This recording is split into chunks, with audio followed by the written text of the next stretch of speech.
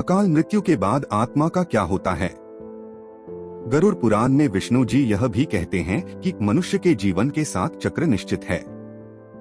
अकाल मृत्यु को प्राप्त होने वाले जो मनुष्य इस चक्र को पूरा नहीं कर पाते, उसे मृत्यु के बाद भी कई प्रकार के कष्ट भोगने पड़ते हैं। दरअसल अचानक ही मृत्यु होने की वजह से मनुष्य की इच्छा, कामना और तृष्णा बनी रहती है, जो कभी पूरी नहीं हो पाती। ऐसे में शरीर तो नष्ट हो जाता है, लेकिन आत्मा का मोह नहीं छूटता। इस स्थिति में अकाल मृत्यु वाली आत्माएं अपने परिजनों या जीवित लोगों को कष्ट पहुंचाती है और अपनी मनोकामनाएं पूरी करने का भी प्रयास करती है। ये आत्माएं प्रेत, पिशाच योनि में कई वर्षों तक यहीं भटकती हैं। यदि हमारे परिवार में ऐसा किसी का ही, तो क्या करना चाहिए? इन आत्मा को मुक्ति कैसे मिलेगी, हम वीडियो के अंत में जानेंगे। गरुड़ पुराण में बताया गया है कि प्राकृतिक मौत से मरने वाले मनुष्य को 13 या 45 दिन में दूसरा शरीर प्राप्त हो जाता है। वो आत्मा प्रेत योनि से मुक्त होकर अपने कर्म तथा अगले जन्म के लिए यमलोक पहुंच जाती है। जबकि अकाल मृत्यु में व्यक्ति भूत, प्रेत, पिशाच, कुष्मांडा, ब्रह्म राक्षस, बेताल और छत्रपाल योनि में भटकता रहता है। उनकी आत्मा को आसानी से शांति नहीं मिलती। आत्महत्या पाप क्यों है?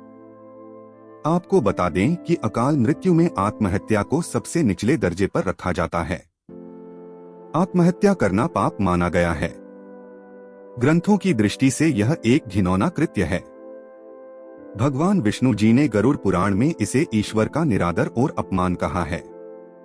वह कहते हैं कि आत्महत्या करने वाले मनुष्य की आत्मा पृथ्वी लोक पर तब तक भटकती रहती है जब तक कि वह प्रकृति द्वारा निर्धारित अपने जीवन चक्र को पूरा नहीं कर लेती।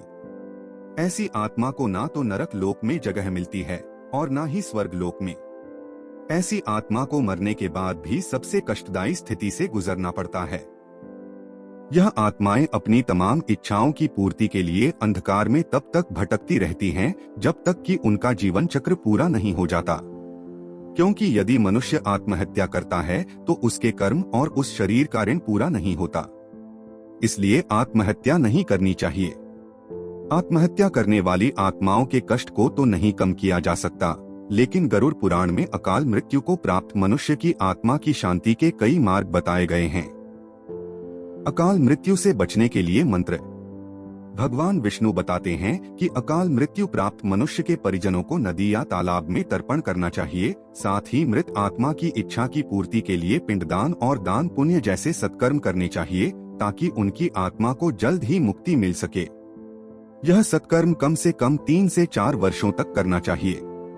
तब जाकर कहीं अकाल मृत आत्मा को मुक्ति मिल पाती है और उनके नए जीवन की शुरुआत होती है।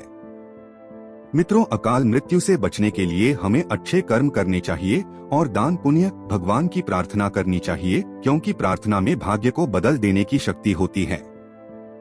इसलिए आप भी पुण्य करें और दूसरों को भी इसके बारे में बताएं। तो दोस्तों, आज का यह वीडियो यहीं पर समाप्त होता है।